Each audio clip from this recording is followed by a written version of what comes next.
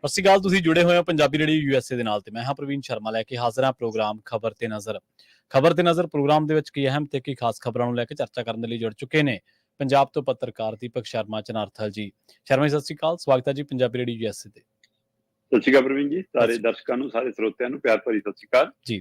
ਅੱਗੇ ਵਧਣ ਤੋਂ ਪਹਿਲਾਂ ਧੰਨਵਾਦ ਕਰਦੇ ਚੱਲੀਏ ਸਪਾਂਸਰਸ ਦਾ, ਜਿਹੜੇ ਜ਼ਰੀਆ ਬਣਦੇ ਨੇ ਇਹਨਾਂ ਪ੍ਰੋਗਰਾਮਾਂ ਨੂੰ ਤੁਹਾਡੇ ਤੱਕ ਪਹੁੰਚਾਉਣ ਦੇ ਲਈ। ਖਾਲਸਾ ਇੰਸ਼ੋਰੈਂਸ ਏਜੰਸੀ ਵਾਲੇ, ਜਿਨ੍ਹਾਂ ਤੋਂ ਤੁਸੀਂ ਹਰ ਤਰੀਕੇ ਦੀ ਇੰਸ਼ੋਰੈਂਸ ਲੈ ਸਕਦੇ ਹੋ। ਇੰਸ਼ੋਰੈਂਸ ਬਾਰੇ ਪਤਾ ਕਰਨ ਦੇ ਲਈ ਇਹਨਾਂ ਦਾ ਨੰਬਰ ਹੈ 4082722500। ਇਹ 1992 ਤੋਂ ਲਗਾਤਾਰ ਇੰਸ਼ੋਰੈਂਸ ਬਿਜ਼ਨਸ ਦੇ ਵਿੱਚ ਸ਼ਾਨਦਾਰ ਸੇਵਾਵਾਂ ਦੇ ਰਹੇ ਨੇ ਤੇ ਅਮਰੀਕਾ ਭਰ ਦੇ ਵਿੱਚ ਇੰਸ਼ੋਰੈਂਸ ਕਰਦੇ ਨੇ। ਓਬਾਮਾ ਕੇਅਰ, ਮੈਡੀਕੇਅਰ ਜਾਂ ਫਿਰ ਕਵਰਡ ਕੈਲੀਫੋਰਨੀਆ ਬਾਬਤ ਪਾਲਿਸੀ ਕਰਵਾਉਣ ਦੇ ਲਈ, ਸਲਾਹ ਲੈਣ ਦੇ ਲਈ ਅੱਜ ਹੀ ਕਾਲ ਕਰੋ 4082722500 ਤੇ। ਟਰਕੀਅਨ ਇਮੀਗ੍ਰੇਸ਼ਨ ਲਾ ਫਰਮ ਵਾਲੀ ਜੇ ਟਰਕੀਅਨ ਟੌਨੀ ਟਰਕੀਅਨ ਦੇ ਨਾਲ ਤੁਸੀਂ US ਇਮੀਗ੍ਰੇਸ਼ਨ ਬਾਬਤ ਕੋਈ ਵੀ ਸਲਾਹ ਕਰਨੀ ਹੈ, ਕੋਈ ਵੀ ਸਵਾਲ ਪੁੱਛਣਾ ਤੇ ਇਹਨਾਂ ਦਾ ਨੰਬਰ ਹੈ 4159090503। ਗੁਰਦੀਪ ਸਿੰਘ ਬਿਰਦੀ ਕਲੋਬਸ, ਮਨਦੀਪ ਸਿੰਘ, ਸੰਦੀਪ ਕੌਰ ਸੈਨਹੋਜ਼ੇ, ਗੁਰਪਾਲ ਸਿੰਘ ਸੈਕਰਾਮੈਂਟੋ, ਜਿੰਦ ਕੌਰ ਬੇਕਰਸਫੀਲਡ, ਕਮਲਜੀਤ ਸਿੰਘ ਮੱਖਣ ਦੌਲਤਪੁਰੀਆ ਸੈਂਟਰਲ ਵੈਲੀ ਤੇ ਜੱਸੀ ਗਿੱਲ ਪਲੰਬਿੰਗ ਵਾਲੇ ਬੇਕਰਸਫੀਲਡ ਤੋਂ। ਇਹਨਾਂ ਸਾਰੇ ਹੀ ਸਪਾਂਸਰਸ ਦਾ ਬਹੁਤ ਬਹੁਤ ਧੰਨਵਾਦ। ਤੇ ਜੇਕਰ ਤੁਸੀਂ ਵੀ ਪੰਜਾਬੀ ਰੇਡੀਓ USA ਦੇ ਇਹਨਾਂ ਪ੍ਰੋਗਰਾਮਾਂ ਨੂੰ ਸਪਾਂਸਰ ਕਰਨਾ ਚਾਹੁੰਦੇ ਹੋ ਤਾਂ ਸਟੂਡੀਓ ਦਾ ਨੰਬਰ ਹੈ 4082722500। ਅੱਜ ਦਾ ਖਬਰ ਤੇ ਨਜ਼ਰ ਪ੍ਰੋਗਰਾਮ ਸਾਲ 2024 ਦੀ 15 ਜੁਲਾਈ ਦਾ ਪ੍ਰੋਗਰਾਮ ਹੈ ਤੇ ਦਿਨ ਅੱਜ ਸੋਮਵਾਰ ਹੈ। ਸ਼ਰਮਾ ਜੀ, ਖਬਰਾਂ ਦੇ ਵੱਲ ਆਈਏ। ਸ਼ੁਰੂਆਤ ਕਰੀਏ ਸਿਆਸੀ ਖਬਰਾਂ ਤੋਂ, ਸਿਆਸੀ ਉਥਲ ਪੁਥਲ ਤੋਂ, ਸਿਆਸੀ ਹਲਚਲ ਤੋਂ। ਅੰਮ੍ਰਿਤਪਾਲ ਸਿੰਘ ਦੇ ਬਾਰੇ ਕੀ ਇਹ ਖਬਰ ਸੱਚ ਹੈ ਕਿ ਸੰਸਦ ਦੇ ਮੌਨਸੂਨ ਸੈਸ਼ਨ ਦੇ ਵਿੱਚ ਹਿੱਸਾ ਲੈ ਸਕਦੇ ਨੇ? ਬਿਲਕੁਲ ਜੀ, ਇਹ ਖਬਰ ਦਰੁਸਤ ਹੈ ਕਿ ਅੰਮ੍ਰਿਤਪਾਲ ਸਿੰਘ ਹੋਰਾਂ ਨੇ ਮਾਨਸੂਨ ਸੈਸ਼ਨ ਦੇ ਵਿੱਚ ਹਿੱਸਾ ਲੈਣ ਦੀ ਇੱਛਾ ਪ੍ਰਗਟਾਈ ਹੈ। ਜੀ ਜੀ, ਆਪਾਂ ਪਹਿਲਾਂ ਵੀ ਗੱਲ ਕਰਦੇ ਰਹੇ ਹਾਂ ਕਿ ਸਹੁੰ ਚੁੱਕਣ ਦੇ ਹਵਾਲੇ ਨਾਲ ਜਦੋਂ ਸਵਾਲ ਖੜੇ ਹੋ ਰਹੇ ਸੀਗੇ, ਜੇ ਸਾਡੇ ਲੰਘ ਗਏ ਤਾਂ ਕੀ ਬਣੇਗਾ। ਤੇ ਉਸ ਤੋਂ ਬਾਅਦ ਮਤਲਬ ਕਿਉਂਕਿ ਉਹਦੇ ਵਿੱਚ ਵੀ ਅੰਮ੍ਰਿਤਪਾਲ ਸਿੰਘ ਨੇ ਚਿੱਠੀ ਲਿਖੀ ਸੀ ਕਿ ਮੈਨੂੰ ਸਹੁੰ ਚੁਕਾਈ ਜਾਵੇ। ਹਾਂਜੀ ਹਾਂਜੀ। ਤੇ ਉਸ ਤੋਂ ਬਾਅਦ ਇਹ ਵੀ ਗੱਲ ਆਈ ਸੀ ਕਿ ਅਗਲੇ ਸੈਸ਼ਨਾਂ ਦੇ ਵਿੱਚ ਚਾਹੇ ਬੰਦਾ ਜੇਲ੍ਹ ਚ ਹੈ, ਚਾਹੇ ਵਿਦੇਸ਼ ਚ ਹੈ, ਚਾਹੇ ਬਾਹਰ ਹੈ, ਚਾਹੇ ਸਪੀਕਰ ਨੂੰ ਜਾਣਕਾਰੀ ਹੈ ਜਾਂ ਨਹੀਂ ਹੈ, ਪਰ ਤਾਂ ਵੀ ਸੰਸਦ ਮੈਂਬਰ ਦੀ ਜ਼ਿੰਮੇਵਾਰੀ ਬਣਿਆ ਕਰੇਗੀ ਕਿ ਉਹਨੂੰ ਇਤਲਾਹ ਕਰਨੀ ਪਏਗੀ ਜੇ ਗੈਰ ਹਾਜ਼ਰ ਵੀ ਰਹਿਣਾ। ਜੇ ਬਿਨਾਂ ਦੱਸਿਆ ਗੈਰ ਹਾਜ਼ਰ ਰਹਿੰਦੇ ਹੋ ਤਾਂ ਤੁਹਾਡੀ ਸੰਸਦੀ ਖਤਰੇ ਚ ਹੈ। ਜੀ ਜੀ। ਸੋ ਇਸ ਲਈ ਇੱਕ ਤਰ੍ਹਾਂ ਨਾਲ ਅੰਮ੍ਰਿਤਪਾਲ ਸਿੰਘ ਹੋਰਾਂ ਨੇ ਇਹ ਦੱਸਣ ਦੀ ਬਜਾਏ ਕਿ ਭਾਈ ਮੈਂ ਜੇਲ੍ਹ ਚ ਮੈਂ ਹਾਜ਼ਰ ਨਹੀਂ ਹੋ ਸਕਦਾ, ਉਹਨਾਂ ਨੇ ਇੱਕ ਬੜਾ ਕਮਾਲ ਦਾ ਨੁਕਤਾ ਅਪਣਾਇਆ। ਉਹ ਕਹਿੰਦੇ ਕਿ ਭਾਈ ਮੈਂ ਤਾਂ ਹਿੱਸਾ ਲੈਣਾ ਚਾਹੁੰਦਾ, ਮੈਨੂੰ ਮਨਜ਼ੂਰੀ ਦਿੱਤੀ ਜਾਵੇ। ਸੋ ਬਤੌਰ ਸੰਸਦ ਮੈਂਬਰ ਅਗਲਿਆਂ ਦਾ ਹੱਕ ਬਣਦਾ ਜੀ। ਤੇ ਇਸ ਲਈ ਉਹਨਾਂ ਨੇ ਡਿਬਰੂਗੜ੍ਹ ਜੇਲ੍ਹ ਤੋਂ ਓਮ ਬਿਰਲਾ ਦੇ ਨਾਮ ਤੇ ਚਿੱਠੀ ਲਿਖੀ ਹੈ ਕਿ 22 ਜੁਲਾਈ ਤੋਂ ਜਿਹੜਾ ਮਾਨਸੂਨ ਸੈਸ਼ਨ ਸ਼ੁਰੂ ਹੋ ਰਿਹਾ, ਮੈਂ ਉਸ ਦੇ ਵਿੱਚ ਖਡੂਰ ਸਾਹਿਬ ਦੇ ਹਲਕੇ ਤੋਂ ਬਤੌਰ ਮੈਂਬਰ ਪਾਰਲੀਮੈਂਟ ਹੋਣ ਦੇ ਨਾਤੇ ਹਿੱਸਾ ਲੈਣਾ ਚਾਹੁੰਦਾ। ਮੈਂ ਆਪਣੀ ਦਲੀਲ ਪੱਖ ਰੱਖਣਾ ਚਾਹੁੰਦਾ ਆਪਣੇ ਹਲਕੇ ਦੇ ਹਵਾਲੇ ਨਾਲ ਜਾਂ ਆਪਣੇ ਪੰਜਾਬ ਦੇ ਹਵਾਲੇ ਨਾਲ।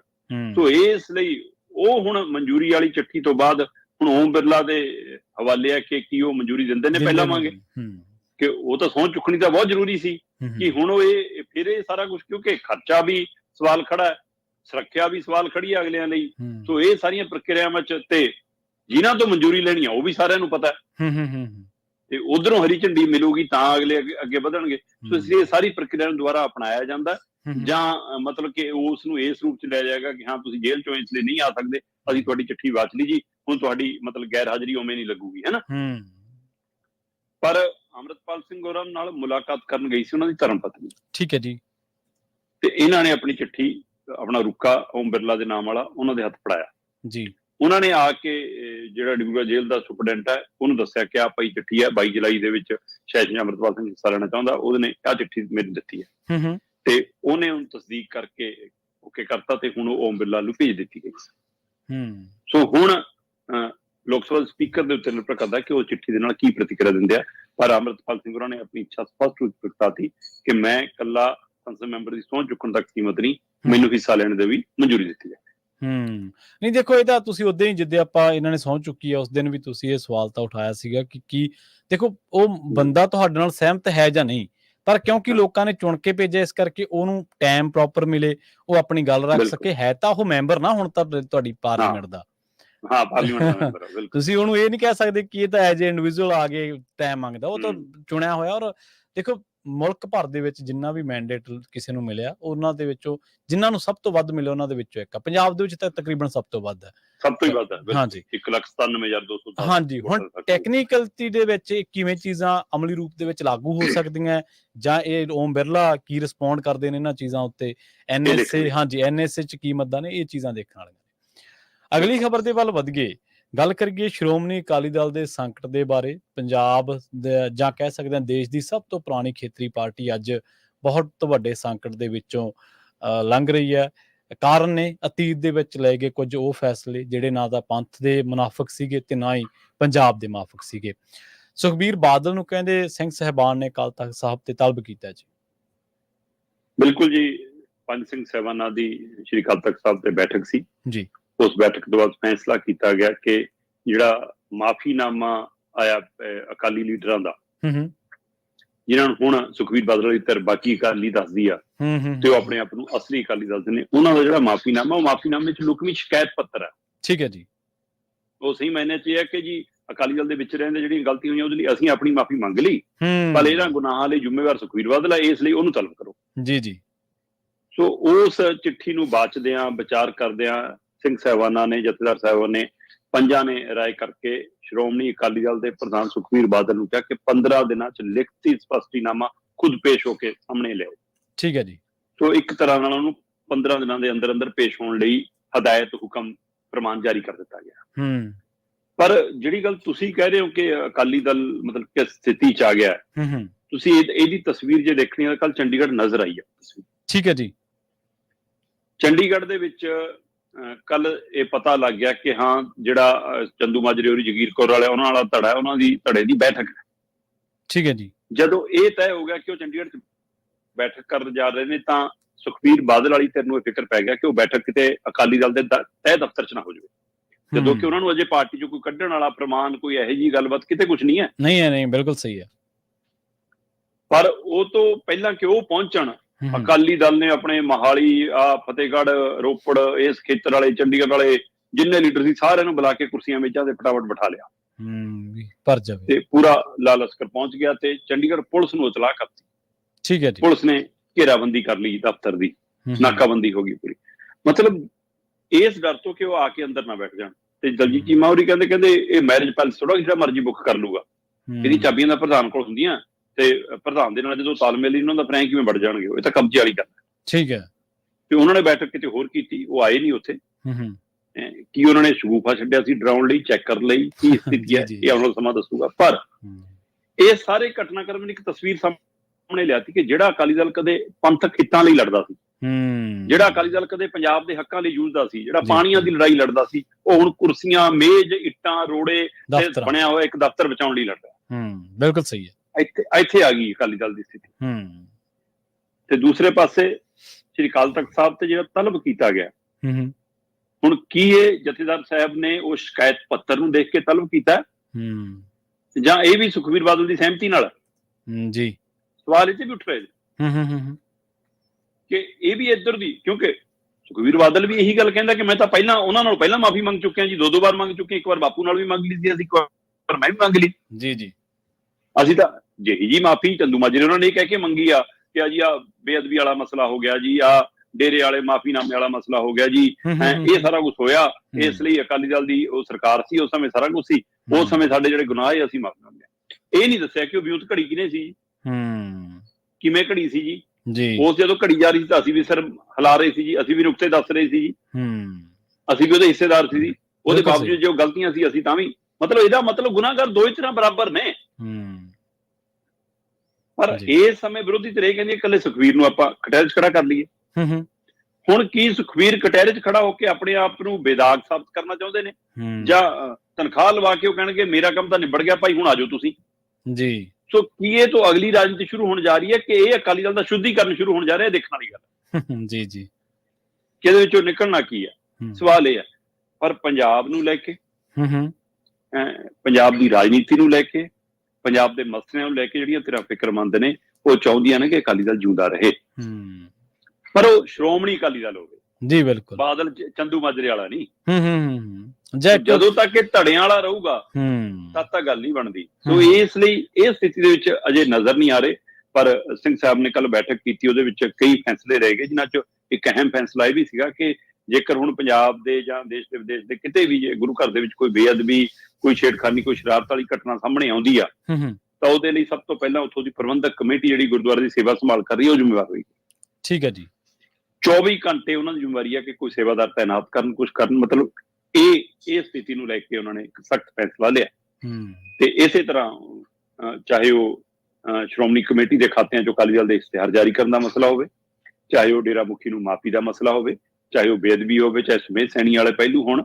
ਸੋ ਇਹਨਾਂ ਸਾਰੇ ਮਸਲਿਆਂ ਨੂੰ ਲੈ ਕੇ ਸੁਖਬੀਰ ਬਾਦਲ ਤੋਂ 15 ਦਿਨਾਂ ਦੇ ਵਿੱਚ ਜਵਾਬ ਦੇਣ ਲਈ ਕਿਹਾ ਤੇ ਪੇਸ਼ ਹੋ ਕੇ ਦੇਣ ਲਈ ਕਿਹਾ। ਸੋ ਹੋ ਸਕਦਾ ਉਹਨੂੰ ਤਨਖਾਹ ਵੀ ਲਾਤੀ ਜਾਵੇ, ਹੋ ਸਕਦਾ ਕਿ ਉਹ ਦੂਸਰੀ ਧਿਰ ਨੂੰ ਵੀ ਕੋਈ ਤਨਖਾਹ ਲੱਗ ਜਾਵੇ। ਪਰ ਸਵਾਲ ਇਹ ਹੈ ਕਿ ਜਦੋਂ ਤੱਕ ਉਹ ਸਥਿਤੀ ਸਾਹਮਣੇ ਨਹੀਂ ਹੁੰਦੀ ਕਿ ਹਰ ਘਟਨਾ ਲਈ ਜ਼ਿੰਮੇਵਾਰ ਕੌਣ, ਕਿਹੜੀ ਘਟਨਾ ਲਈ ਕਿਹਨੇ ਕਿੰਨੇ ਕਿਸ ਹੱਦ ਤੱਕ ਜਾ ਕੇ ਗੁਨਾਹ ਕੀਤਾ। ਹੁਣ ਢੀਂਡਸਾ ਹੋਰੀ ਕੱਲ ਵੀ ਕਹਿ ਰਹੇ ਸੀ, ਕਹਿੰਦੇ ਜੀ ਮੇਰਾ ਝੂਠਾ ਬਿਆਨ ਹੈ ਜੀ, ਮੈਨੂੰ ਬਦਨਾਮ ਕਰੀ ਜਾਂਦੇ ਆ ਕਿ ਮੈਂ ਕਿਸੇ ਸਮੇਂ ਇਹ ਕਿਹਾ ਸੀਗਾ ਕਿ ਹਾਂ ਚੰਦੂ ਮਾਜਰਾ ਗਿਆ ਸੀਗਾ ਜੀ ਬਾਬੇ ਨੂੰ ਪੋਸ਼ਾਕ ਦੇਣ, ਡੇਰਾ ਮੁਖੀ ਨੂੰ, ਜਿਹੜੀ ਉਹਨੇ ਗੁਰੂ ਗੋਬਿੰਦ ਸਿੰਘ ਵਾਲਾ ਸਮਾਂਗ ਰਚਿਆ। ਉਹ ਕਹਿੰਦੇ ਜੀ ਮੇਰਾ ਬਿਆਨ ਝੂਠਾ ਸੀਗਾ, ਮੈਂ ਜਦ ਵੀ ਕਿਹਾ ਸੀ, ਮੈਂ ਹੁਣ ਵੀ ਕਹਿਣਾ। ਸੋ ਮਤਲਬ ਕੀ ਇਹ ਬਿਆਨ ਝੂਠੇ ਨੇ, ਸੱਚੇ ਨੇ, ਕਿਹਨੇ ਦਿੱਤੇ ਨੇ, ਕਿਹਨੇ? ਜੇ ਤੁਸੀਂ ਨਹੀਂ ਦਿੱਤੇ ਪੋਸ਼ਾਕ ਕੋਈ ਹੋਰ ਬਚਾ ਕੇ ਆਇਆ ਹੋਊਗਾ, ਜੇ ਤੁਹਾਡੇ ਚੋਂ ਨਹੀਂ ਕੋਈ ਬਚਾ ਕੇ ਤਾਂ ਕਿੱਥੋਂ ਬਣਾਈ ਸੀ? ਅਕਾਲੀ ਦਲ ਚ ਨਾ ਉਦੋਂ ਸੋ ਇਸ ਲਈ ਇਹ ਬਹੁਤ ਸਵਾਲ ਨੇ। ਸਾਰੀਆਂ ਧਿਰਾਂ ਆਪਣੀ ਚਮੜੀ ਬਚਾ ਰਹੀਆਂ ਨੇ ਤੇ ਇੱਕ ਦੂਜੇ ਤੇ ਉਂਗਲ ਧਰ ਰਹੀਆਂ ਨੇ। ਜਥੇਦਾਰ ਸਾਹਿਬਾਨ ਦੀ ਅਜੇ ਜ਼ਿੰਮੇਵਾਰੀ ਬਹੁਤ ਵੱਡੀ ਹੈ, ਇਕੱਲਾ ਤਲਬ ਕਰਕੇ ਨਹੀਂ ਸਰਨਾ। ਸੋ ਇਹ ਤੋਂ ਅੱਗੇ ਉਹਨਾਂ ਦਾ ਪਹਿਲੂ ਕਹਿ ਜਾਊਗਾ, ਸਾਰੇ ਪੰਜਾਬ ਦੀ ਕੌਮ ਦੀ ਉਹਨਾਂ ਤੇ ਨਜ਼ਰ ਹੈ ਇਸ ਪਹਿਲੂ ਤੋਂ। ਬਿਲਕੁਲ। ਪਰ ਦੇਖੋ ਜੋ ਵੀ ਉੱਥੋਂ ਫੈਸਲਾ ਆਵੇ, ਜੋ ਵੀ ਉੱਥੋਂ ਤਨਖਾਹ ਲਾਈ ਜਾਵੇ, ਪਰ ਮੈਨੂੰ ਲੱਗਦਾ ਕਿ ਬਹੁਤ ਸਾਰੀਆਂ ਚੀਜ਼ਾਂ ਤੁਹਾਨੂੰ ਹੋਰ ਵੀ ਬਦਲਣੀਆਂ ਪੈਣਗੀਆਂ। ਕੱਲਾ ਲੀਡਰਸ਼ਿਪ ਦਾ ਸੰਕਟ ਨਹੀਂਗਾ, ਕੱਲਾ ਧਾਰਮਿਕ ਤੌਰ ਤੇ ਤੁਸੀਂ ਜਵਾਬਦੇਹ ਹੋ ਜਾਓ, ਚਲੋ ਬਹੁਤ ਵੱਡੀ ਗੱਲ ਹੁੰਦੀ ਹੈ ਔਰ ਤੁਸੀਂ ਹੈਗੇ ਵੀ ਹੈ। ਕਿਉਂਕਿ ਜੇ ਅਕਾਲੀ ਦਲ ਆ ਤੇ ਇਹਦਾ ਮਤਲਬ ਸ੍ਰੀ ਅਕਾਲ ਤਖਤ ਸਾਹਿਬ ਨੂੰ ਉਹ ਪ੍ਰਣਾਈ ਹੋਈ ਪਾਰਟੀ ਤੇ ਉਹਨੂੰ ਵੀ ਸਰਮੌਰਤਾ ਉਹਦੀ ਬਰਕਰਾਰ ਰੱਖਣੀ ਚਾਹੀਦੀ ਹੈ। ਪਰ ਪੈਂਤੜੇ ਦੇ ਤੌਰ ਤੇ ਜਿਵੇਂ ਧਾਰਾ 370 ਤੇ ਅਖੰਡ ਭਾਰਤ, ਅਕਾਲੀ ਦਲ ਕਹਿੰਦਾ ਅਖੰਡ ਭਾਰਤ, GST ਦੇ ਮੁੱਦੇ ਤੇ ਤੁਸੀਂ ਕੇਂਦਰੀ ਚੀਜ਼ਾਂ ਨੂੰ, ਮਤਲਬ ਸਿਆਸੀ ਤੌਰ ਤੇ ਤੁਹਾਡੇ ਪੈਂਤੜੇ ਕੀ ਰਹਿੰਦੇ ਨੇ, ਇਹ ਵੀ ਤਾਂ ਵੇਖਣ ਦੀ ਗੱਲ ਹੈ। ਇਹ ਵੀ ਇਸ ਦਾ ਵੀ ਦੇਖਣਾ ਬਾਕੀ ਆ। ਤੁਸੀਂ ਪੰਜਾਬ ਦੇ ਹਿੱਤ ਛਿੱਕੇ ਟੰਗੇ ਸਿਰਫ ਮੰਤਰੀ ਦੀ ਕੁਰਸੀ ਲੈਣ ਲਈ। ਜੀ ਬਿਲਕੁਲ। ਤੇ ਅਗਲੀ ਖਬਰ ਦੇ ਵੱਲ ਵਧੀਏ ਤੇ ਰੁਖ ਕਰੀਏ ਜਲੰਧਰ ਪੱਛਮੀ ਦਾ। ਆਮ ਆਦਮੀ ਪਾਰਟੀ ਵਾਲਿਆਂ ਨੂੰ ਥੋੜਾ ਜਿਹਾ ਇਸ ਨਤੀਜਾ ਨੇ ਆਕਸੀਜਨ ਦਿੱਤੀ ਹੈ, ਕਿਉਂਕਿ ਲੋਕ ਸਭਾ ਚੋਣਾਂ ਨੇ ਤਾਂ ਬਹੁਤ ਵੱਡੀ ਨਮੋਸ਼ੀ ਦਿੱਤੀ ਸੀ ਕਿ 13-0 ਤੇ ਉਧਰ 3-0 ਵਾਲਾ 3-10 ਵਾਲਾ ਕੰਮ ਹੋ ਗਿਆ। ਵਿਰੋਧੀਆਂ ਕੋਲੇ 10 ਚਲੀਆਂ ਗਈਆਂ, ਇੱਧਰ 3 ਹੀ ਰਹਿ ਗਈਆਂ। ਤੇ ਹੁਣ ਕਹਿੰਦੇ ਭਗਤ ਨੂੰ, ਜਿਹੜੇ ਕਿ ਜਿਨ੍ਹਾਂ ਦੇ ਬਾਰੇ ਚਰਚਾ ਵੀ ਹੈ ਕਿ ਸ਼ਾਇਦ ਮੰਤਰੀ ਮੰਡਲ ਦੇ ਵਿੱਚ ਵੀ ਲਏ ਜਾ ਸਕਦੇ ਆ, ਜਿਹੜਾ ਵਾਅਦਾ ਜਲੰਧਰ ਦੀ ਜਨਤਾ ਦੇ ਨਾਲ ਕੀਤਾ ਗਿਆ, ਭਗਵੰਤ ਮਾਨ ਦੀ ਕਹਿੰਦੇ ਭਗਤੀ ਨੇ ਜਿਤਾਤਾ। ਬਿਲਕੁਲ ਜੀ। ਆਮ ਆਦਮੀ ਪਾਰਟੀ ਨੂੰ ਆਕਸੀਜਨ ਮਿਲੀ ਜਾਂ ਨਹੀਂ ਮਿਲੀ ਇਹ ਤਾਂ ਨਹੀਂ ਅਜੇ ਕਹਿ ਸਕਦਾ ਮੈਂ, ਪਰ ਭਗਵੰਤ ਮਾਨ ਨੂੰ ਜ਼ਰੂਰ ਮਿਲੀ। ਸਹੀ ਜੀ ਜੀ। ਸੋ ਆਪਾਂ ਲਗਾਤਾਰ ਇਹ ਗੱਲ ਕਰਦੇ ਆਏ ਆ ਕਿ ਆਮ ਆਦਮੀ ਪਾਰਟੀ ਲਈ ਸੀਟ ਜਿੱਤਣਾ ਆਸਾਨ ਨਹੀਂਗਾ। 27,000 ਦਾ ਪੜਾ ਸੀ, ਉਹਨੂੰ ਪੂਰਾ ਕਰਨਾ ਆਸਾਨ ਨਹੀਂਗਾ, ਪਰ ਅਗਲੇ ਨੇ ਕਰਕੇ ਦਿਖਾਤਾ। ਜੀ ਜੀ। ਅਗਲੇ ਨੇ ਸੀਟ ਜਿੱਤ ਕੇ ਦਿਖਾਤੀ। ਇਸ਼ਕ, ਜੰਗ ਤੇ ਰਾਜਨੀਤੀ, ਕਹਿੰਦੇ ਨਾ ਤਿੰਨਾਂ ਸਾਰਾ ਕੁਝ ਜਾਇਜ਼ ਹੈ। ਤੇ ਫਿਰ ਆਮ ਆਦਮੀ ਪਾਰਟੀ ਹੁਣ ਬਾਕੀ ਦਲਾਂ ਤੋਂ ਵੱਖਰੀ ਨਹੀਂ ਗਈ। ਜਿਮਨੀ ਚੋਣਾਂ ਦੇ ਵਿੱਚ ਜੋ ਕੁਝ ਬਾਕੀ ਦਲ ਕਰਦੇ ਸੀ ਉਹਦੇ ਨਾਲ 4 ਗੁਣਾ ਵੱਧ ਕੀਤਾ, ਅਗਲੇ ਨੇ ਤਾਂ ਸੀਟ ਜਿੱਤੀ ਹੈ। ਬਿਲਕੁਲ ਸਹੀ ਹੈ ਜੀ ਜੀ। ਸੋ ਜਿਹੜੀ ਪਾਰਟੀ 1 ਮਹੀਨਾ ਪਹਿਲਾਂ 3-13 ਸੀ, ਉਹ ਹੁਣ ਸੀਟ ਜਿੱਤ ਰਹੀ ਆ, ਸਭ ਤੋਂ ਵੱਡੀ ਪਾਰਟੀ ਬਣ ਕੇ ਉੱਭਰ ਰਹੀ ਆ। ਇਹਦਾ ਮਤਲਬ ਕੁਛ ਤਾਂ ਹੋਇਆ ਨਾ। ਜਾਂ ਤਾਂ ਲੋਕਾਂ ਨੂੰ ਚੇਤੇ ਆ ਗਏ ਕਿ 2 ਸਾਲ ਦੇ ਕੰਮ ਇੰਨੇ ਚੰਗੇ ਸੀ ਕਿ ਅਸੀਂ ਭੁੱਲੇ ਗਏ ਸੀ ਲੋਕ ਸਭਾ ਚੋਣਾਂ ਸਮੇਂ। ਹੁਣ ਭਗਵੰਤ ਮਾਨ ਨੇ ਯਾਦ ਕਰਾਤੇ ਕਿ ਨਹੀਂ ਵੀ ਇਹੀ ਜੀ ਸਰਕਾਰ ਤਾਂ ਕਦੇ ਮਿਲੀ ਨਹੀਂ ਜਿਹਨੇ ਇੰਨੇ ਕੰਮ ਕਰਤੇ। ਜੀ ਜੀ। ਜਾਂ ਫਿਰ ਵਿਰੋਧੀ ਧਿਰ ਇੰਨੀ ਨਲਾਇਕ ਨਿਕਲ ਕੇ ਉਹਨੂੰ ਲੱਗਾ ਕਿ ਜਿਵੇਂ ਲੋਕ ਸਭਾ ਜਿੱਤ ਗਏ ਸੀ ਸ਼ਾਇਦ ਹੁਣ ਵੀ ਜਿੱਤ ਜਾਣਗੇ, ਉਹਨਾਂ ਨੇ ਕੰਮ ਹੀ ਨਹੀਂ ਕੀਤਾ। ਜਾਂ ਫਿਰ ਭਗਵੰਤ ਮਾਨ ਜੀ ਦੀ ਜਿਹੜੀ ਤਪੱਸਿਆ ਸੀ, ਭਗਤੀ ਸੀ, ਉਹ ਕੰਮ ਕਰ ਗਈ। ਤੁਸੀਂ ਇਹ ਦੇਖੋ ਕਿ 4 ਜੂਨ ਨੂੰ ਨਤੀਜੇ ਆਉਂਦੇ ਆ ਲੋਕ ਸਭਾ ਚੋਣਾਂ ਦੇ। ਹਾਂਜੀ। ਉਸ ਸਮੇਂ ਆਮ ਆਦਮੀ ਪਾਰਟੀ ਨੂੰ ਇਸ ਹਲਕੇ 15,000 ਵੋਟ ਪਈ ਸੀ, 15,629। ਲਗਭਗ 1 ਮਹੀਨਾ 10 ਦਿਨਾਂ ਬਾਅਦ ਨਤੀਜੇ ਆਉਂਦੇ ਆ 13 ਜੁਲਾਈ ਨੂੰ। ਜੀ ਜੀ। ਤੇ ਆਮ ਆਦਮੀ ਪਾਰਟੀ ਨੂੰ ਇੱਥੇ 55,246 ਵੋਟ ਪੈਂਦੀ ਹੈ। 15,000 ਵਾਲੀ ਵੋਟ 55,000 ਚ ਬਦਲ ਗਈ, 39,617 ਵੋਟ ਵੱਧ ਗਈ। ਜੀ ਜੀ। 1 ਮਹੀਨੇ ਜੇ। ਸੋ ਇਹਦਾ ਮਤਲਬ 1 ਮਹੀਨੇ ਚ ਕਿਹੜਾ ਚਮਤਕਾਰ ਹੋਇਆ ਜੀ। ਸੋ ਇਹਦੇ 3 ਪੜਾਅ ਨੇ। ਇੱਕ ਪੜਾਅ ਹੈਗਾ ਕਿ ਜਿਹੜਾ ਜਨਤਾ ਨੂੰ ਦਿਖਾਇਆ ਜਾ ਰਿਹਾ, ਜਿਹੜਾ ਮੀਡੀਆ ਚ ਪ੍ਰਚਾਰਿਆ ਜਾ ਰਿਹਾ ਕਿ ਬਈ ਸਾਡਾ ਨਾਰਾ ਕੰਮ ਕਰ ਗਿਆ ਕਿ ਆਪ ਦੀ ਸਰਕਾਰ, ਆਪ ਦਾ MLA। ਸਾਡਾ ਇਹ ਨਾਰਾ ਵਫਾ ਕਰ ਗਿਆ, ਲੋਕਾਂ ਨੂੰ ਸਮਝ ਆ ਗਈ ਕਿ ਆਮ ਆਦਮੀ ਪਾਰਟੀ ਦੀ ਸਰਕਾਰ ਹੈ ਤੇ ਸਾਰੇ ਪੰਜਾਬ ਦੇ 91 ਵਿਧਾਨ ਸਭਾ ਹਲਕਿਆਂ ਚ ਵਿਕਾਸ ਦੀ ਨਦੀ ਵਗ ਰਹੀ ਆ। ਜੇ ਜਲੰਧਰ ਪੱਛਮੀ ਚ ਵਗਣੋਂ ਰਹਿ ਜੂਗੀ ਜੇ ਆਮ ਆਦਮੀ ਪਾਰਟੀ ਦਾ MLA ਨਾ ਜਿੱਤੇ, ਇਸ ਲਈ ਜਿਤਾਤਾ ਲੋਕਾਂ ਨੇ। ਠੀਕ ਹੈ। ਦੂਸਰੇ ਪਾਸੇ ਕਹਿੰਦੇ ਭਗਤ ਜੀ ਕੋਲ ਤਜਰਬਾ ਇੰਨਾ ਸੀ ਚੋਣ ਦਾ, ਇਸ ਲਈ ਜਿੱਤੀ ਆਮ ਆਦਮੀ ਪਾਰਟੀ। 3 ਵਾਰ ਉਹਨਾਂ ਦੇ ਪਿਤਾ ਭਗਤ ਚੁੰਨੀ ਲਾਲ ਇੱਥੋਂ ਜਿੱਤ ਚੁੱਕੇ ਨੇ। ਹਾਂਜੀ ਹਾਂਜੀ। 2 ਵਾਰ ਮਹਿੰਦਰ ਭਗਤ ਹੋਰੀ ਚੋਣ ਭਾਜਪਾ ਵੱਲੋਂ ਲੜ ਕੇ ਹਾਰ ਚੁੱਕੇ ਨੇ। ਇਸ ਲਈ ਅਗਲੇ ਕਹਿੰਦੇ ਤਜਰਬਾ ਇੰਨਾ ਸਾਡੇ ਕੋਲ, ਹਲਕੇ ਦਾ ਘਰ-ਬਾਰ ਦਾ ਸਾਰਾ ਪਤਾ, ਤੇ ਇਸ ਲਈ ਕਹਿੰਦੇ ਜੀ ਮਹਿੰਦਰ ਭਗਤ ਹੋਰਾਂ ਨੂੰ ਜਾਣਕਾਰੀ ਨੇ, ਜਾਂ ਬੀਜੇਪੀ ਚੋਂ ਕੁਝ ਵੋਟ ਬੈਂਕ ਦੇ ਆਉਣ ਨਾਲ, ਜਾਂ ਉੱਥੇ ਦਾ ਭਗਤ ਭਾਈਚਾਰਾ, ਰਵਿਦਾਸ ਭਾਈਚਾਰਾ, ਉਹ ਸਾਰਾ ਇੱਧਰ ਖੜਿਆ, ਦੂਜੀਆਂ ਧਿਰਾਂ ਨਾਲ ਨਹੀਂ ਗਿਆ। ਇਹ ਸਾਰੇ ਪਹਿਲੂ। ਫਿਰ ਕਹਿੰਦੇ ਜੀ ਭਗਵੰਤ ਮਾਨ ਹੋਰਾਂ ਦਾ ਉੱਥੇ ਪੱਕਾ ਡੇਰਾ ਲਾਉਣਾ, ਪਰਿਵਾਰ ਸਣੇ ਚੋਣ ਪ੍ਰਚਾਰ ਕਰਨਾ, MC ਦੀ ਚੋਣ ਮੰਗ ਧਰਾਤਲ ਤੇ ਉਤਰ ਕੇ ਚੋਣ ਲੜਨਾ। ਤੇ ਇਹ ਬਿਲਕੁਲ ਭਗਵੰਤ ਮਾਨ ਨੇ ਚੋਣ ਐਵੇਂ ਲੜੀ ਹੈ ਜਿਵੇਂ ਮਹਿੰਦਰ ਭਗਤ ਦੀ ਨਹੀਂ, ਇਹ ਮਾਸਟਰ ਦੇ ਮੁੰਡੇ ਦੀ ਆਪਣੀ ਚੋਣ ਹੋਵੇ। ਉਹਨਾਂ ਨੇ ਆਪਣੀ ਚੋਣ ਬਣਾ ਕੇ ਚੋਣ ਲੜੀ ਤੇ ਜਿੱਤ ਕੇ ਆਏ। ਇਸ ਲਈ ਕਿਉਂਕਿ ਉਹਨਾਂ ਨੂੰ ਦਿਖਦਾ ਸੀ ਕਿ ਭਾਈ ਇਹਦੇ ਨਾਲ ਸਰਕਾਰ ਡਿੱਗਣੀ ਪੁੱਗਣੀ ਤਾਂ ਨਹੀਂ, ਪਰ ਮੇਰੀ ਕੁਰਸੀ ਖਿਸਕ ਸਕਦੀ ਹੈ। ਸੋ ਇਸ ਲਈ ਭਗਵੰਤ ਮਾਨ ਨੇ ਕਹਿੰਦੇ ਕੰਮ ਕੀਤਾ। ਦੂਸਰਾ ਪੱਖ, ਭਾਜਪਾ ਇਸ ਲੋਕ ਸਭਾ ਹਲਕੇ ਦੀ ਚੋਣ ਦੇ ਦੌਰਾਨ ਦੂਏ ਨੰਬਰ ਤੇ ਆਈ ਸੀ, 42,000 ਵੋਟ ਲੈ ਕੇ ਗਿਆ ਸੀ ਸ਼ਸ਼ੀਲ ਰਿੰਕੂ। ਠੀਕ ਹੈ ਜੀ। ਜਦੋਂ ਲੋਕ ਸਭਾ ਚੋਣ ਸੀ ਭਾਜਪਾ ਵੱਲੋਂ, ਤੇ ਪਰ ਹੁਣ ਉੱਥੋਂ ਹੀ ਭਾਜਪਾ ਦਾ ਉਮੀਦਵਾਰ ਸਿਰਫ 17,000 ਵੋਟ ਲੈ ਕੇ ਜਾ ਰਿਹਾ। ਮਤਲਬ ਭਾਜਪਾ ਨੇ ਸ਼ੀਤਲ ਉਂਗਰਾਲ ਨੂੰ ਉਮੀਦਵਾਰ ਬਣਾਤਾ ਤੇ ਸੁਸ਼ੀਲ ਰਿੰਕੂ ਨੂੰ ਚੋਣ ਪ੍ਰਚਾਰ ਦੀ ਡੋਰ ਸੰਭਾਲਤੀ। ਮੁੜ ਕੇ ਕਿਸੇ ਨੇ ਪੁੱਛਿਆ ਹੀ ਨਹੀਂ, ਦੋਵੇਂ ਫਿਰੀ ਗਏ। ਤੇ ਸ਼ੀਤਲ ਉਂਗਰਾਲ ਦੇ ਰੋਣੇ ਧੋਣੇ, ਦਲ ਬਦਲੀ ਹੈ, ਉਹ ਪੈਨ ਡਰਾਈਵ ਵਾਲਾ ਕੋਈ ਸੱਚ ਸਾਹਮਣੇ ਨਾ ਦਿਖਾ ਪਾਉਣਾ, ਉਹ ਲੋਕਾਂ ਨੂੰ ਪਸੰਦ ਨਹੀਂ ਆਇਆ।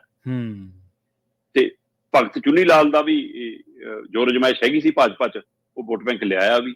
ਤੇ ਸ਼ੀਤਲ ਦੇ ਪ੍ਰਤੀ ਜਿਹੜਾ ਕਦੇ ਚੱਲ ਗਿਆ ਕਦੇ ਆ ਗਿਆ ਭਰੋਸਾ। ਇਹ ਤੋਂ ਬਾਅਦ ਕਾਂਗਰਸ ਜਿਹਨੂੰ ਲੱਗਦਾ ਸੀ ਕਿ ਅਸੀਂ 1500 ਵੋਟ ਨਾਲ ਜਿੱਤੇ ਆ, 44,000 ਜਿਹੜੀ ਵੋਟ ਸੀ, ਅਸੀਂ ਉਨੀ ਵੋਟ ਪਵਾ ਜਾਵੇ, ਦੂਏ ਨੰਬਰ ਤੇ ਕੋਈ ਆਵੇ, ਅਸੀਂ ਸੀਟ ਕੱਢ ਲਾਂਗੇ। ਪਰ ਉਹਦੇ ਲਈ ਕੋਈ ਉਮੀਦਵਾਰ ਤਾਂ ਦੇਣਾ ਪੈਂਦਾ। ਹਾਂ, ਲੋਕਾਂ ਨੇ ਭੁਲੇਖਾ ਕੱਢਤਾ। ਕੋਈ ਜੋਰ ਜਮਾਇਸ਼ ਤਾਂ ਕਰਨੀ ਪੈਂਦੀ ਹੈ। ਜਦੋਂ ਸੁਸ਼ੀਲ ਰਿੰਕੂ ਨੇ ਪਾਰਟੀ ਛੱਡ ਕੇ ਆਮ ਆਦਮੀ ਪਾਰਟੀ ਜੁਆਇਨ ਕੀਤੀ ਸੀ ਜਿਮਨੀ ਚੋਣ ਤੋਂ ਪਹਿਲਾਂ, ਹਾਂਜੀ, ਉਸ ਤੋਂ ਲੈ ਕੇ ਹੁਣ ਤੱਕ ਕਾਂਗਰਸ ਨੇ ਇੱਥੇ ਕੋਈ ਹਲਕਾ ਇੰਚਾਰਜ ਨਹੀਂ ਲਾਇਆ। ਠੀਕ ਹੈ। ਕੋਈ ਉਮੀਦਵਾਰਾਂ ਦੀ ਨਾਮਜ਼ਦਗੀ ਨਹੀਂ ਕੀਤੀ। ਜਦੋਂ ਹੁਣ MLA ਦੀ ਜਿਮਨੀ ਚੋਣ ਹੋਈ, ਕਾਂਗਰਸ ਦੇ 21 ਦਾਅਵੇਦਾਰ ਸੀ। ਠੀਕ ਹੈ ਜੀ। 21 ਚੋਂ 1 ਨੂੰ ਟਿਕਟ ਮਿਲ ਗਈ ਤਾਂ 20 ਫਿਰ ਕਹਿੰਦੇ ਕਿ ਅਸੀਂ ਤਾਂ ਦੂਏ ਪਾਸੇ ਭੁਗਤਾਂਗੇ, ਸਾਨੂੰ ਟਿਕਟ ਨਹੀਂ ਦਿੱਤੀ। ਉਹਨਾਂ 20 ਨੂੰ ਸੈੱਟ ਨਹੀਂ ਕੀਤਾ ਗਿਆ। ਤੇ ਰਾਜਾ ਬੜਿੰਗਾ ਆਪਣਾ ਬਾਜਾ ਵਜਾਈ ਗਏ, ਪ੍ਰਤਾਪ ਬਾਜਵਾ ਡੋਅੱਡ ਤੇ ਚੰਨੀ ਇਹਨਾਂ ਨਾਰਾਜ਼ ਸੀਗੇ। ਸੋ ਤਿੰਨਾਂ ਦੀ ਆਪਸੀ ਤਾਲਮੇਲ ਨਹੀਂ ਬਣਿਆ ਹੈ, ਤੇ ਵਿਚਾਰੀ ਸੁਰਿੰਦਰ ਕੌਰ ਹੋਰੀ ਉਹਦੇ ਲਈ ਮਸਲਾ ਹੋ ਗਿਆ। ਸੋ ਬੀਬੀ ਨੂੰ ਤੀਜੇ ਨੰਬਰ ਤੇ ਆਈ। ਜਿਹੜਾ ਕਾਂਗਰਸ 1 ਮਹੀਨਾ ਪਹਿਲਾਂ 44,837 ਵੋਟਰ ਨਾਲ ਪਹਿਲੇ ਨੰਬਰ ਤੇ ਸੀ, ਉਹ ਕਾਂਗਰਸ ਦੀਆਂ 28,000 ਵੋਟਾਂ ਉੱਡ ਗਈਆਂ, 16,757 ਵੋਟਾਂ ਪਈਆਂ। ਜੀ। ਤੇ ਇਹ ਦੂਜਾ ਪਹਿਲੂ ਹੈ ਕਿ ਵਿਰੋਧੀ ਧਿਰਾਂ ਨੇ ਰੋਲ ਨਹੀਂ ਨਿਭਾਇਆ। ਇਸ ਲਈ ਤੀਜਾ ਪਹਿਲੂ ਉਹ ਹੈ ਜਿਹੜਾ ਪਤਾ ਸਾਰਿਆਂ ਨੂੰ ਹੈ, ਬੋਲਦਾ ਕੋਈ ਨਹੀਂ। ਠੀਕ ਹੈ। ਕਿ ਬਈ ਜਿਮਨੀ ਚੋਣ ਚ ਸਰਕਾਰ ਲੜਦੀ ਹੈ ਚੋਣ, ਪਾਰਟੀ ਜਿਮਨੀ ਚੋਣ ਚ ਪੁਲਿਸ ਤੰਤਰ ਲੜਦਾ ਚੋਣ, ਪਾਰਟੀ ਥੋੜਾ ਲੜਦੀ ਹੈ। ਸੋ ਸਰਕਾਰੀ ਮਸ਼ੀਨਰੀ, ਪ੍ਰਸ਼ਾਸਨ ਅਧਿਕਾਰੀ, ਅਮਲਾ ਫਾਲਾ, ਇਹ ਸੂਟ ਸ਼ਰਾਬ, ਇਹ ਰਾਸ਼ਨ, ਇਹ ਸਾਰੀ ਮਾੜਾ ਮੋਟਾ ਦਿਖਿਆ ਜਿਹੜਾ ਦੇ ਪਿੱਛੇ।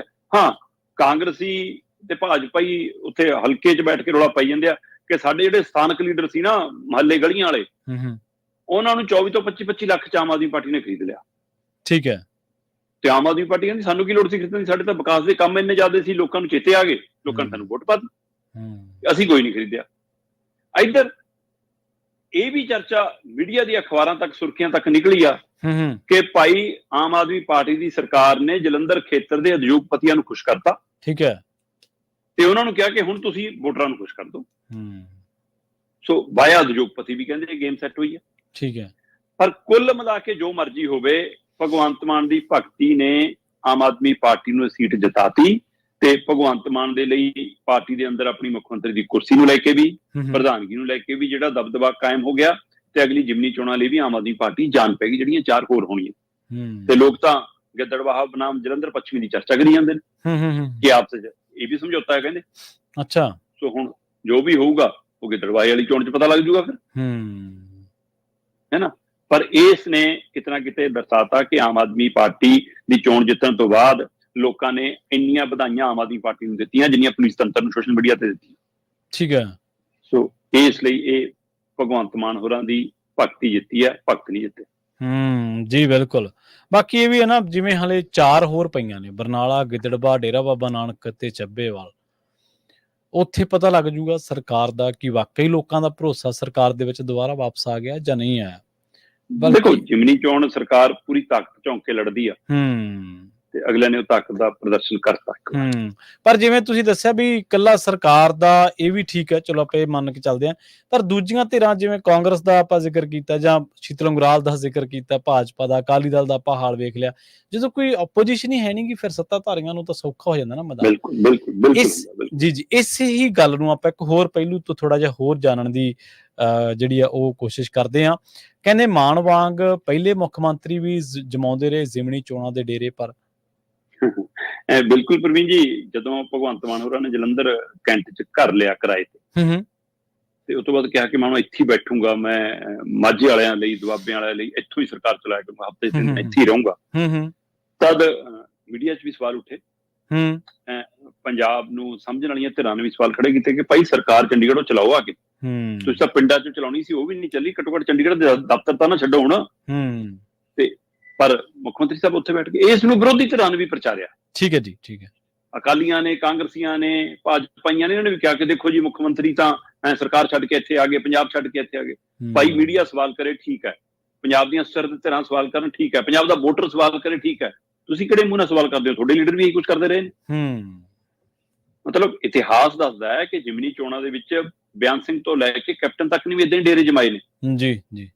ਫਰਕ ਇਹ ਹੈ ਕਿ ਉਹਨਾਂ ਦੇ ਡੇਰੇ ਜਮਾਉਣ ਦੇ ਬਾਵਜੂਦ ਵੀ ਉਹ ਸੀਟ ਨਹੀਂ ਜਿਤਾ ਸਕੇ, ਸਰਕਾਰ ਹੁੰਦਿਆਂ ਵੀ ਸੀਟ ਨਹੀਂ ਜਿਤਾ ਸਕੇ। ਤੇ ਭਗਵੰਤ ਮਾਨ ਇਹ ਕੰਮ ਇਤਿਹਾਸ ਬਦਲ ਗਿਆ ਅਗਲਾ, ਚਾਹੇ ਜਿਹੜਾ ਮਰਜ਼ੀ ਢੰਗ ਤਰੀਕਾ ਅਪਣਾਇਆ ਹੋਵੇ ਅਗਲੇ ਨੇ। 1995 ਦੇ ਵਿੱਚ ਗਿੱਦੜਬਾਹਾ ਦੀ ਜਿਮਨੀ ਚੋਣ ਸੀ। ਠੀਕ ਹੈ ਜੀ। ਤੇ ਮੁੱਖ ਮੰਤਰੀ ਸੀਗੇ ਬਿਆਨ ਸਿੰਘ। ਠੀਕ ਹੈ। ਬਿਆਨ ਸਿੰਘ ਨੇ ਆਪਣੇ ਉਮੀਦਵਾਰ ਨੂੰ ਲਿਆ ਕੇ ਗਿੱਦੜਬਾਹਾ 'ਚ ਡੇਰਾ ਲਾ ਲਿਆ ਕਿ ਲੈ ਵੀ ਇੱਥੇ ਜਿਤਾ ਕੇ ਮੁੜ ਕੇ ਜਾਊਂਗਾ। ਅਕਾਲੀ ਦਲ ਨੇ ਉਸ ਸਮੇਂ ਮਨਪ੍ਰੀਤ ਬਾਦਲ ਨੂੰ ਉਤਾਰਿਆ ਸੀ ਮੈਦਾਨ 'ਚ, ਤੇ ਬਿਆਨ ਸਿੰਘ ਦਾ ਡੇਰਾ ਜਮਿਆ ਜਮਾਇਆ ਰਹਿ ਗਿਆ, ਸੀਟ ਮਨਪ੍ਰੀਤ ਬਾਦਲ ਲੈ ਕੇ ਕੱਢ ਕੇ। ਜੀ ਅੱਛਾ। ਇਸੇ ਤਰ੍ਹਾਂ 1998 ਆਦਮਪੁਰ ਦੀ ਜਿਮਨੀ ਚੋਣ ਆਈ, ਪ੍ਰਕਾਸ਼ ਸਿੰਘ ਬਾਦਲ ਮੁੱਖ ਮੰਤਰੀ ਸੀ। ਹਾਂਜੀ। ਤੇ ਪ੍ਰਕਾਸ਼ ਸਿੰਘ ਬਾਦਲ ਆਪਣੇ ਸਣੇ ਕੈਬਨਿਟ ਜਾ ਕੇ ਆਦਮਪੁਰ ਬੈਠ ਗਿਆ। ਕੈਬਨਿਟ ਦੀ ਮੀਟਿੰਗ ਵੀ ਇੱਥੋਂ, ਪਹਿਲਾਂ ਵੀ ਇੱਥੇ ਅਫਸਰ ਡੀਸੀ ਵੀ ਇੱਥੇ ਆ ਰਹੇ ਨੇ, ਹੈਨਾ, ਤੇ ਚੋਣ ਪ੍ਰਚਾਰ ਵੀ ਇੱਥੋਂ ਚੱਲ ਰਿਹਾ। ਕਹਿੰਦੇ ਆਦਮਪੁਰ ਤਾਂ ਮੈਂ ਅਕਾਲੀ ਦਲ ਨੂੰ ਜਿਤਾ ਕੇ ਹੀ ਜਾਊਂਗਾ। ਪ੍ਰਕਾਸ਼ ਸਿੰਘ ਬਾਦਲ ਦੀ ਸਰਕਾਰ ਬੈਠੀ ਰਹਿ ਗਈ। ਆਦਮਪੁਰ ਦੇ ਵਿੱਚ ਉਹਨਾਂ ਦਾ ਉਮੀਦਵਾਰ ਸਰਬਜੀਤ ਮੱਕੜ ਹਾਰ ਗਿਆ ਤੇ ਕਾਂਗਰਸੀ ਉਮੀਦਵਾਰ ਕਮਲਜੀਤ ਲਾਲੀ ਜਿੱਤ ਗਿਆ। ਠੀਕ ਹੈ ਜੀ। ਇਸੇ ਤਰ੍ਹਾਂ ਮੋਗੇ ਦੀ ਜਿਮਨੀ ਚੋਣ ਆਈ ਤੇ ਪੰਜਾਬ 'ਚ ਕਾਂਗਰਸ ਦੀ ਸਰਕਾਰ ਸੀ, ਕੈਪਟਨ ਅਮਰਿੰਦਰ ਸਿੰਘ ਮੁੱਖ ਮੰਤਰੀ ਸੀ। ਤੇ ਮਹਾਰਾਜਾ ਸਾਹਿਬ ਨੇ ਆਪਣਾ ਰਾਜ ਦਰਬਾਰ ਜਾ ਕੇ ਮੋਗੇ ਲਾ ਲਿਆ, ਮੈਂ ਤਾਂ ਇੱਥੋਂ ਸੀਟ ਜਿਤਾ ਕੇ ਭੇਜੂੰਗਾ। ਤੇ ਦਰਬਾਰ ਲੱਗਿਆ ਰਹਿ ਗਿਆ, ਸੀਟ ਅਕਾਲੀ ਦਲ ਜਿੱਤ ਗਿਆ। ਕੈਪਟਨ ਅਮਰਿੰਦਰ ਹਾਰ ਗਏ ਜਿਮਨੀ ਚੋਣ, ਮੁੱਖ ਮੰਤਰੀ ਹੁੰਦਿਆਂ ਵੀ, ਸਰਕਾਰ ਉੱਤੇ ਬੈਠ ਕੇ ਵੀ। ਇਸੇ ਤਰ੍ਹਾਂ ਫਰੀਦਕੋਟ ਦੀ ਚੋਣ ਸਾਰਿਆਂ ਨੂੰ ਯਾਦ ਹੋਣੀ, ਲੋਕ ਸਭਾ ਦੀ। ਹਾਂਜੀ ਹਾਂਜੀ। ਸੁਖਬੀਰ ਬਾਦਲ ਨੂੰ ਜਿਤਾਉਣ ਦੇ ਲਈ ਪ੍ਰਕਾਸ਼ ਸਿੰਘ ਬਾਦਲ ਨੇ ਪੱਕਾ ਡੇਰਾ ਉਸ ਹਲਕੇ ਚ ਲਾ ਲਿਆ ਸੀ। ਗੱਫਿਆਂ ਦੇ ਮੂੰਹ ਖੋਲਤੇ, ਸਾਰਾ ਕੁਝ ਕੀਤਾ। ਚੋਣਾਂ ਤੋਂ ਪਹਿਲਾਂ ਵੀ ਡੇਰਾ ਉੱਥੇ ਤੇ ਚੋਣ ਤੋਂ ਬਾਅਦ ਤਾਂ ਰਹੀ ਉੱਥੇ। ਤੇ ਪਰ ਜਗਮੀਤ ਬਰਾੜ ਨੇ ਹਰਾਤਾ ਸੀ ਸੁਖਬੀਰ ਬਾਦਲ।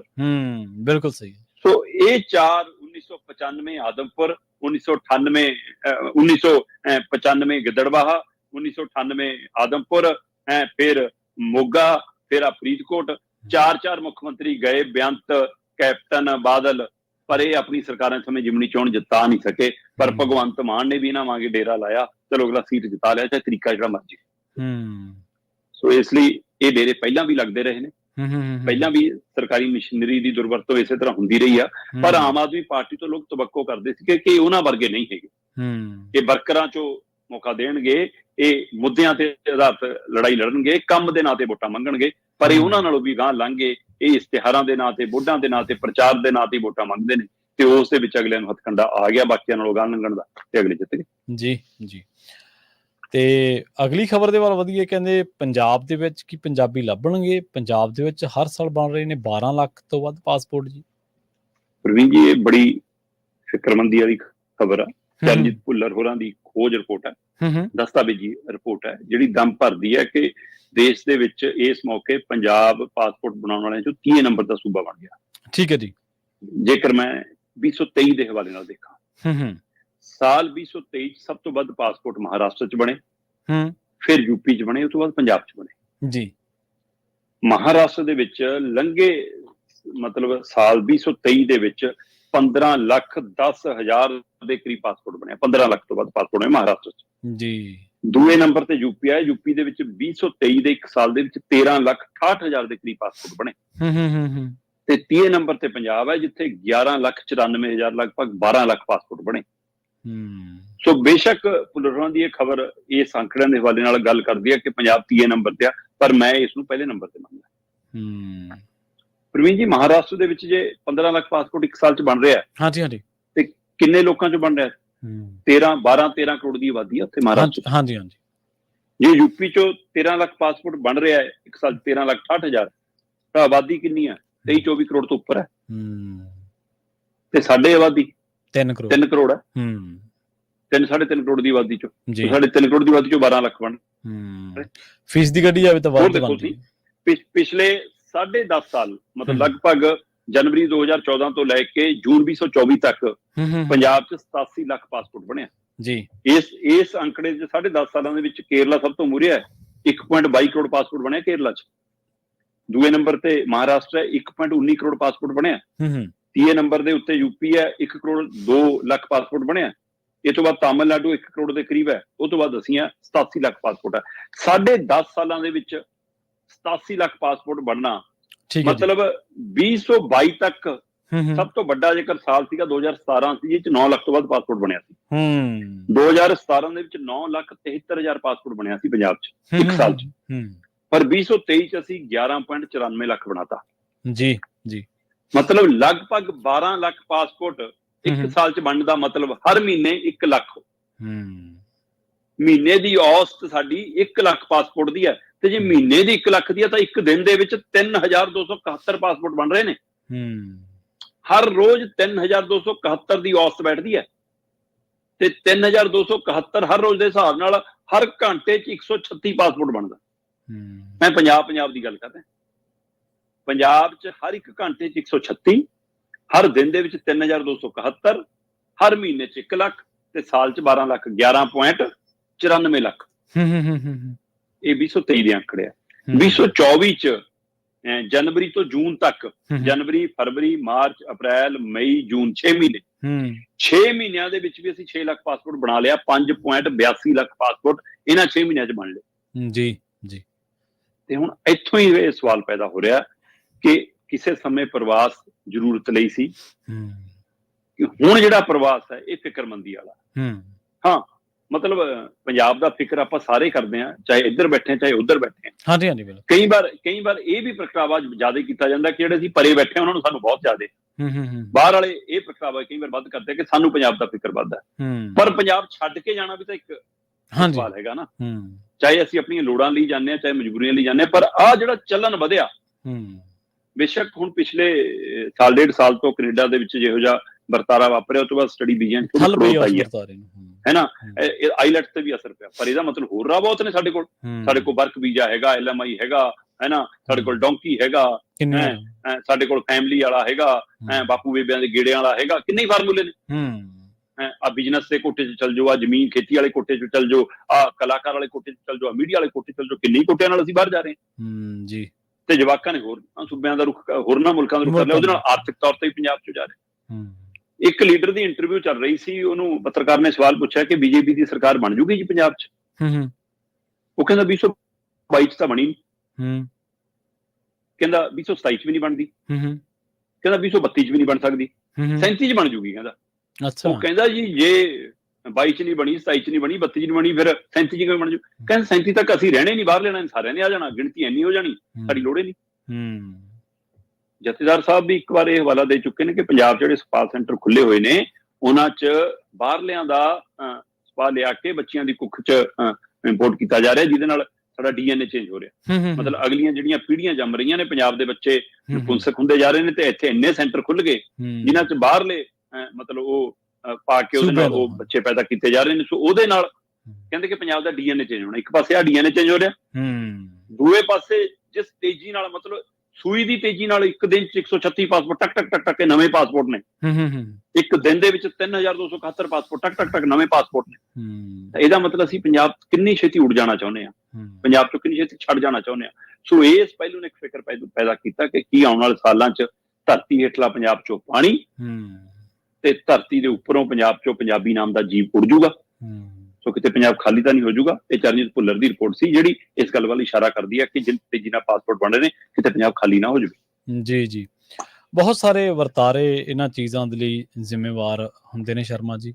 ਨਿੱਜੀ ਤੌਰ ਤੇ ਬੰਦੇ ਦੇ ਕਈ ਫੈਸਲੇ ਆਪਣੇ ਕਿ ਮੈਂ ਬਾਹਰ ਜਾਣਾ ਹੈ, ਤੁਹਾਡਾ ਸਿਸਟਮ ਕਹਿ ਜਾ, ਤੁਹਾਡਾ ਸਿਸਟਮ ਕੀ ਵਾਕਈ ਨਾਲ ਜੇਕਰ ਪੰਜਾਬ ਨੂੰ ਬਰੋਬਰਤਾ ਹੋਵੇ ਸਾਰੀਆਂ ਚੀਜ਼ਾਂ ਦੇ ਵਿੱਚ, ਚਾਹੇ ਉਹ ਫੰਡਾਂ ਦਾ ਮਾਮਲਾ ਹੋਵੇ, ਚਾਹੇ ਉਹ ਪੋਲੀਟੀਕਲ ਸਿਸਟਮ ਵੀ, ਤਾਂ ਹੁਣ ਕਿਸੇ ਕੋਈ ਲੱਗਦਾ ਨਹੀਂ ਸਿਆਸੀ ਧਿਰ ਕੋਈ ਐਸੀ ਹੈ ਜਿਹੜੀ ਉਮੀਦ ਜਗਾਉਂਦੀ ਹੋਵੇ ਕਿ ਅਸੀਂ ਸਭ ਕੁਝ ਠੀਕ ਕਰ ਦਿਆਂਗੇ।